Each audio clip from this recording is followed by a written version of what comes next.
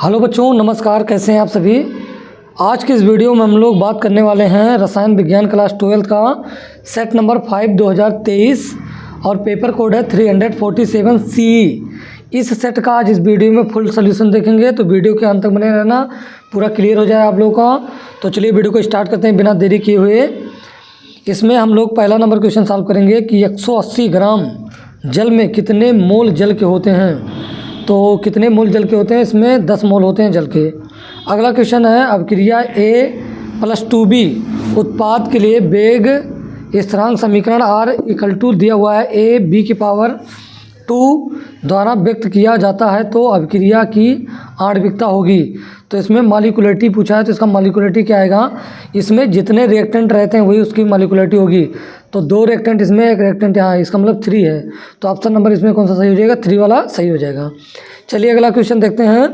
Cannizzaro अभिक्रिया द्वारा formaldehyde बनता है, तो इसमें हम लोग लेते हैं मेथेनल। ऑप्शन नंबर आप लोग का ये फर्स्ट वाला सही होगा, ये ऑप्शन पहला सही होगा।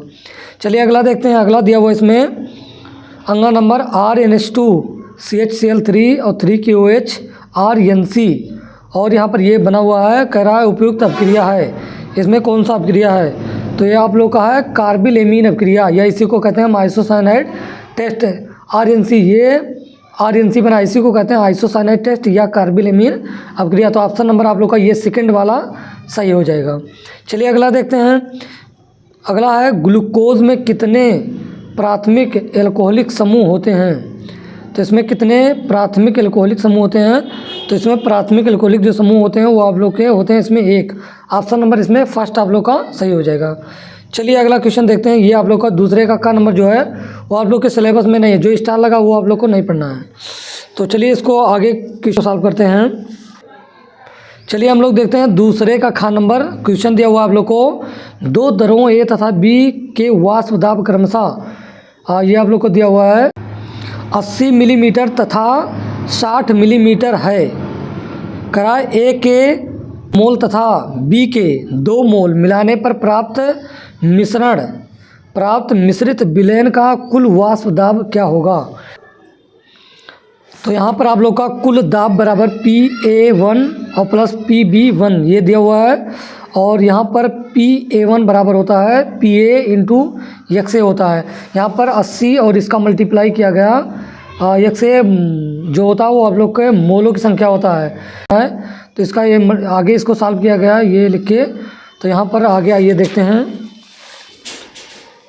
इसको सॉल्व करने पर ये आया आप लोग का PB1 12 इंटू 2 आया, और PB1 ये आगे सॉल्व किया गया, मल्टीप्लाई किया गया तो 24 मिलीमीटर आया, और दोनों को जोड़ा गया तो एक का 24 आया, एक का 48 आया। पहले में आप लोग का 48 आया, दोनों को जोड़ा गया तो 72 मिलीमीटर इसका आंसर हो जाएगा। चलिए अगला इसी में देखते हैं। ये आप लोग का है दूसरे का नंबर। क्वेश्चन कह रहा है सिल्वर नाइट्रेट के घोल में कॉपर की छड़ डुबोने पर घोल का रंग नीला क्यों हो जाता है, व्याख्या कीजिए। तो आइए इसका सलूशन देखते हैं। सिल्वर नाइट्रेट के घोल में कॉपर की छड़ डुबोने पर या धातु सिल्वर नाइट्रेट विलयन में से सिल्वर को विस्थापित कर देती है। कॉपर नाइट्रेट विलयन में copper ion Cu double positive तथा नाइट्रेट आयन होते हैं। Copper ion Cu double positive बनने के कारण विलयन का रंग नीला हो जाता है। इसका रिएक्शन की बात करें तो आप लोग देख रहे हैं सिल्वर नाइट्रेट के घोल में कॉपर छड़ डुबोने पर, सिल्वर नाइट्रेट आप लोग को लिखें तो ये AgNO3 ये आप लोग का सिल्वर नाइट्रेट है, और इसमें कॉपर की छड़ डुबोने पर Cu कॉपर की छड़ डुबोने पर रंग नीला क्यों हो जाता। तो ये आप लोग रिएक्शन कराएंगे, ये आप लोग का बन जाएगा CuNO3 का होल ट्वाइस बन जाएगा, और यहाँ पर ये क्या हो जाएगा, ये बाहर हो जाएगा, और यहाँ पर 2 कर देंगे, यहाँ भी 2 कर देंगे। ये आप लोग का बैलेंस है। तो ये रिएक्शन क्या होता है, इसमें कॉपर जो होता है वो Ag से इलेक्ट्रोकेमिकल श्रेणी में ऊपर होता है, इसीलिए AgNO3 विलयन से कॉपर Ag को विस्थापित कर देता है, इसीलिए इसका कलर क्या होता है, चेंज हो जाता है। चलिए ये हो गया आप लोग का दूसरे का नंबर हो गया, और दूसरे का नंबर आप लोग के सिलेबस में नहीं क्योंकि स्टार लगा है, और तीसरे का और खान भी नहीं है। चलिए तीसरे का नंबर क्वेश्चन का सलूशन देखते हैं। क्वेश्चन है उपसंयोजन यौगिक CuNH3 का होल 4SO4 में कॉपर की ऑक्सीकरण संख्या ज्ञात कीजिए। तो आप लोग जानते हैं जो कॉपर होता है वो मतलब जिसकी ऑक्सीकरण संख्या निकालना होता है उसको x मानते हैं, और ये आप लोग का न्यूट्रल लिगेंड है, इस पर 0 हो जाएगा, और SO4 पे डबल नेगेटिव चार्ज है तो -2 हो जाएगा और बराबर 0 हो जाएगा। तो इसको उधर ट्रांसफ़र करेंगे तो x बराबर कितना आएगा, 2 आएगा। इसका ऑक्सीकरण संख्या कितनी आएगी, 2 आएगी। जैसा कि यहाँ पर देख रहे हैं आप लोग, यहाँ पर निकाला गया है, तो आप लोग यहाँ से स्क्रीनशॉट लेके लिख सकते हैं। चलिए अगला क्वेश्चन देखते हैं। अगला क्वेश्चन आप लोग का है इसी में कि ग्लूकोज की ब्रोमीन जल के साथ होने वाली अभिक्रिया का रासायनिक समीकरण लिखिए। ये आप लोग को तीसरे का घ नंबर है, तो चलिए इसका सलूशन हम लोग देखते हैं। ये आप लोग का है ग्लूकोज, ये ग्लूकोज का फार्मूला है, और ब्रोमीन जल Br2 + H2O को ब्रोमीन जल कहते हैं, इसका ऑक्सीकरण होता है। तो आप लोग का ये बनता है, यहाँ पर क्या है CHO और ये हो गया COOH, इसका नाम क्या है, ग्लूकोनिक एसिड, ग्लूकोनिक एसिड। तो जब भी हम ग्लूकोज की क्रिया ब्रोमीन जल से कराते हैं तो ग्लूकोनिक एसिड बनता है। चलिए अगला क्वेश्चन देखते हैं। चौथे का नंबर दिया, नरनष्ट समीकरण लिखिए तथा उसकी एक उपयोगिता बताइए। तो नरनष्ट समीकरण होता है = E0 सेल -0.0591 अपान n log एनोड अपान कैथोड, ये होता है नरनष्ट समीकरण होता है। और इसका उपयोग क्या होता है, नरनष्ट समीकरण का उपयोग विभिन्नताओं तथा आयन सांद्रताओं पर स्थित इलेक्ट्रोड के इलेक्ट्रोड विभव की गणना करने में किया जाता है। इसका सिंपली उपयोग इलेक्ट्रोड का इलेक्ट्रोड विभव ज्ञात करने में किया जाता है। अगला क्वेश्चन देखते हैं, चौथे का घ नंबर, और बीच में जो क्वेश्चन है वो आप लोग के सिलेबस में नहीं है, जैसा कि मैं आप लोग को दिखा दे रहा हूँ। आप लोग जैसा देख रहे हैं, ये चौथे का जो ख नंबर है ये भी आप लोग के सिलेबस में नहीं है, और चौथे का ग नंबर जो है वो दिया हुआ है एसिटिलीकरण पर संक्षिप्त टिप्पणी लिखिए। तो आइए इसको देखते हैं। ये काफ़ी इंपॉर्टेंट रिएक्शन है, काफ़ी बार बोर्ड में आप लोग के आ चुका है।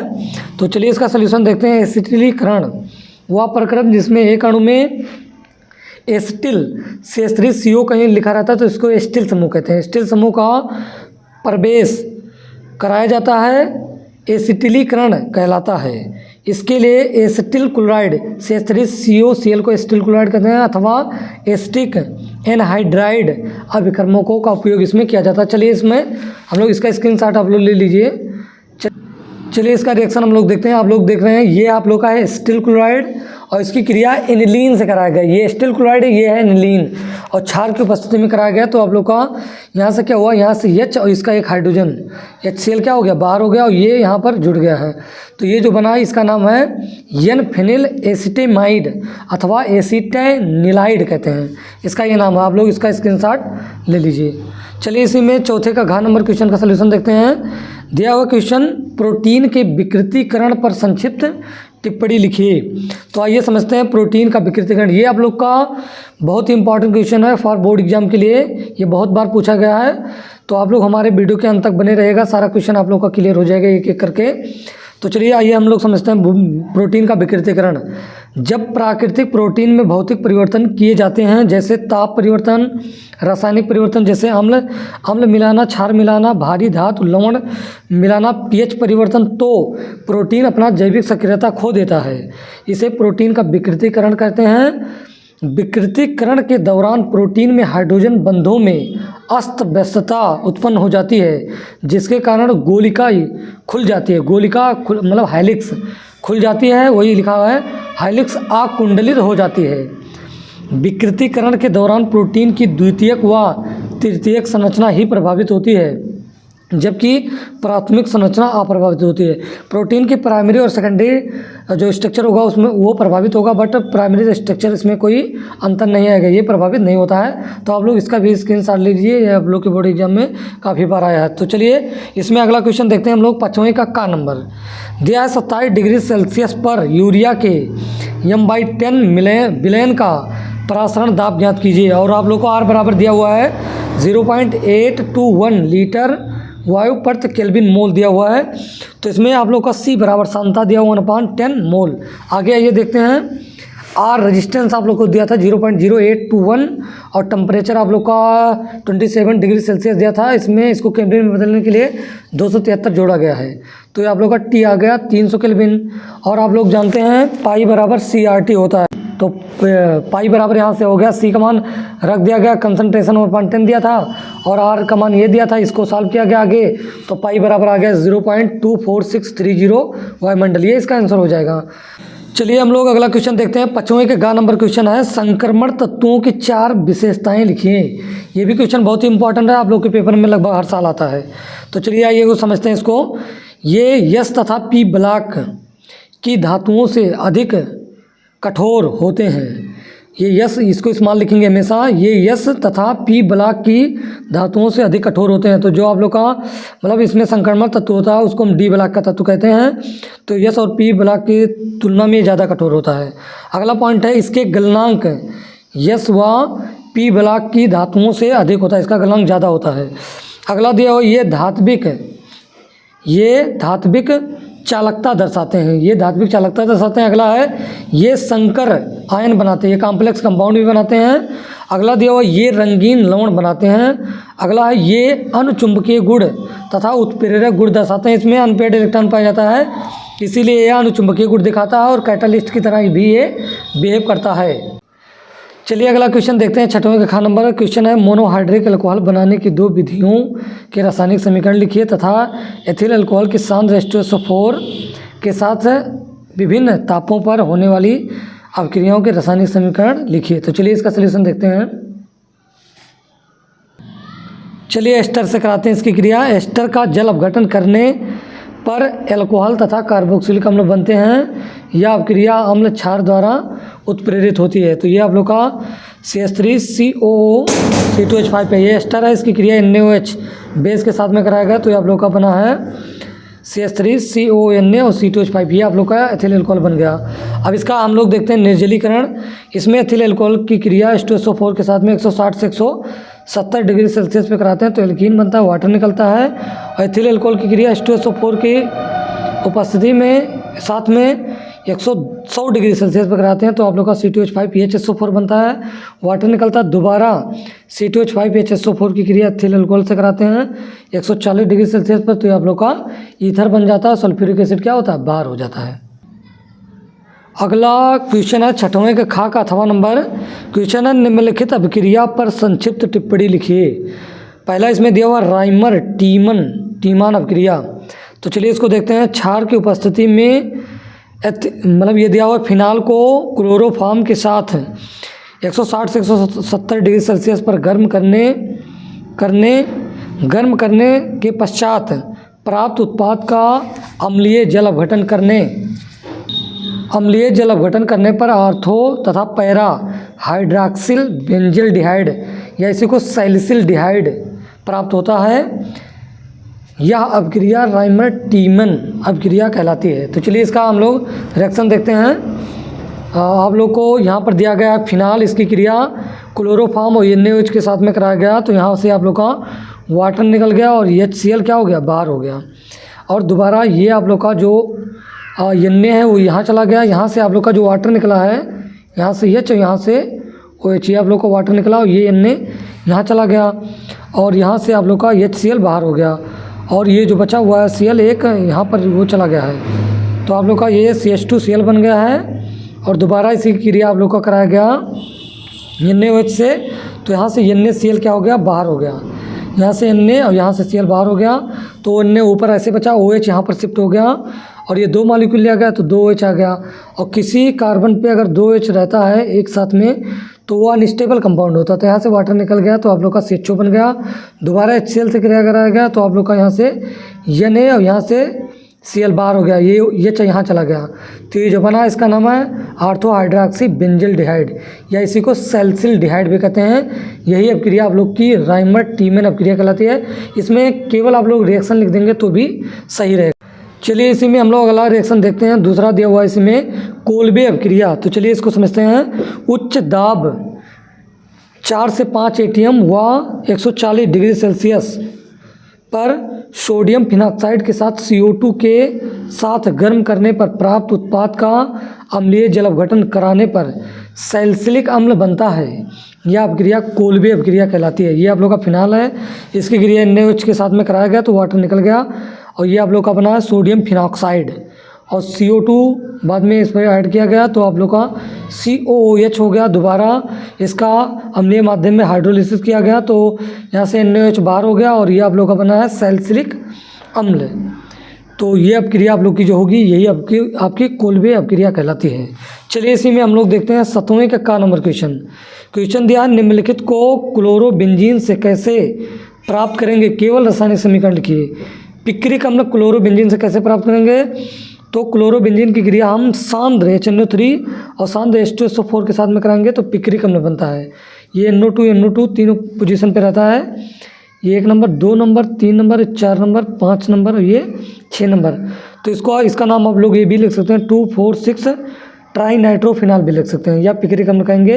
ये हो गया पहला नंबर। अब यहाँ पर अगला देखते हैं डाइक्लोरोबेंजीन। क्लोरोबेंजीन इसकी क्रिया Cl2 से कराया गया Fe कैटालिस्ट के उपस्थिति में, तो ये एक आर्थो पे चला गया एक पैरा पे चला गया, ये रिएक्शन हो जाएगा। अगला दिया है क्लोरोबेंजीन सल्फोनिल अम्ल। क्लोरोबेंजीन सल्फोनिल अम्ल, तो क्लोरोबेंजीन की क्रिया H2SO4 सल्फ्यूरिक एसिड से कराया गया, वाटर मॉलिक्यूल निकल गया तो एक आर्थो पे गया है आर्थो क्लोरो सल्फोनिक अम्ल और ये पैरा क्लोरो सल्फोनिक अम्ल हो जाएगा। ये आप लोग का प्रोडक्ट बन जाएगा। चलिए अगला देखते हैं। अगला इसी में दिया हुआ है निम्नलिखित से बेंजोइक अम्ल आप कैसे प्राप्त करेंगे। बेंजोइक अम्ल केवल बनाना है इसमें तो टाइलुइन से बनाएंगे। टाइलुइन का ऑक्सीकरण कराया गया KMnO4 KOH और वाटर मॉलिक्यूल बाहर हो गया, ये आप लोग का बेंजोइक एसिड इससे भी बन गया। और बेंजामाइड, ये बेंजीन के ऊपर CONH2 लिखते हैं, इसका नाम है बेंजामाइड। इसकी क्रिया NaOH बेस के साथ में कराया गया तो ये बना CONA और दोबारा HCl से क्रिया कराया गया तो आप लोग का NaCl बाहर हो गया, ये आप लोग का बेंजोइक एसिड बन गया। अगला है एथिल बेंजोएट से, ये आप लोग का एथिल बेंजोएट है, इसकी क्रिया क्षार के साथ में कराया गया तो एथिल अल्कोहल बाहर हो गया और CONA बना HCl से दोबारा क्रिया कराया गया तो बेंजोइक एसिड प्राप्त हो गया। चलिए अगला क्वेश्चन सॉल्व करते हैं। 7वें का खा का 8वां नंबर है, ये लास्ट क्वेश्चन आप लोग का है। क्वेश्चन दिया हुआ है निम्नलिखित पर संक्षिप्त टिप्पणी लिखिए। एल्डोल संघनन, तो चलिए इसको समझते हैं। अल्फा हाइड्रोजन युक्त कार्बोनिल यौगिक, ऐसा कार्बोनिल यौगिक क्या होता है जिसमें CHO या मतलब एल्डिहाइड ग्रुप या कीटोनिक ग्रुप पाया जाता है उसे कार्बोनिल ग्रुप कहते हैं। तो अल्फा हाइड्रोजन युक्त कार्बोनिल यौगिक के 2 अणु तनुक्षार Na2CO3 या BaOH का उल्टा बेरियम हाइड्रोक्साइड आदि की उपस्थिति में परस्पर संयुक्त होकर एक ऐसा नया यौगिक बनता है जिसके अंदर एल्डिहाइड तथा अल्कोहल दोनों के गुण विद्यमान होते हैं। इस यौगिक को एल्डोल कहते हैं तथा संघनन की यह अपक्रिया एल्डोल संघनन कहलाती है। तो चलिए इसका रिएक्शन देखते हैं। यह आप लोग का है एसिटाल्डिहाइड का 2 मॉलिक्यूल है और यहाँ पर NaOH के साथ में इसकी क्रिया करा गया तो ये आप लोग का एक ये दोबारा उल्टा होके जुड़ा है तो ये OH हो गया यहाँ पर और ये दोबारा उल्टा होके यहाँ जुड़ गया और दोबारा यहाँ से वाटर मॉलिक्यूल निकाला गया। एक हाइड्रोजन यहाँ का OH यहाँ का वाटर निकल गया और यहाँ पर बैलेंस की कमी हुई तो यहाँ से क्या हो गया डबल बॉन्ड बन गया। यही इसी में आप लोग देख रहे हैं ये जो बना है इसमें एल्डिहाइड ग्रुप भी है और OH ग्रुप भी है और दोबारा वाटर निकाला गया तो ये आप लोग का जो बना है यही फाइनल प्रोडक्ट हो जाएगा। ये अपक्रिया आप लोग का एल्डोल संघनन कहलाती है। अगला देखते हैं कैनिजारोव अपक्रिया। जिन एल्डिहाइडों में अल्फा हाइड्रोजन परमाणु जैसे HCHO C6H5CHO जिसमें अल्फा हाइड्रोजन नहीं पाया जाता है वे 50% NaOH के साथ गर्म करने पर अपक्रिया देते हैं। कैनिजारोव अपक्रिया में एक एल्डिहाइड का ऑक्सीकरण तथा दूसरे का अपचयन होता है।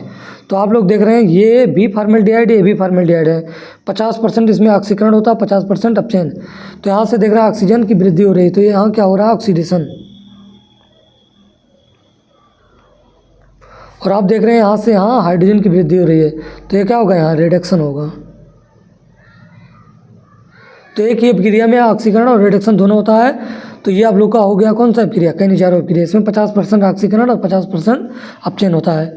अगला इसी में आप लोग को दिया हुआ था अंसाल में दूसरा नंबर है बी कार्बोक्सिलन, ये तीसरा नंबर था जो मैं बताया कैनिजारोव। बी कार्बोक्सिलन में क्या होता है इसमें कार्बोक्सिलिक एसिड लेते हैं इसको गर्म करते हैं तो आप लोग का यहाँ से कार्बन डाइऑक्साइड बाहर हो जाता है और एल्केन बनता है। ये अपक्रिया आप लोग का बी कार्बोक्सिलन कहलाती है। तो इसी के साथ आप लोग का ये सेट समाप्त होता है। अब अगली वीडियो में हम लोग अगले सेट को सॉल्व करेंगे। तो आप लोग का सेट नंबर 5 2023 का पेपर कोड 347C समाप्त होता है। तो आशा करता हूँ आप लोग को जितना बताया गया समझ में आया होगा। तो मिलते हैं नेक्स्ट वीडियो में। Thanks for watching this video.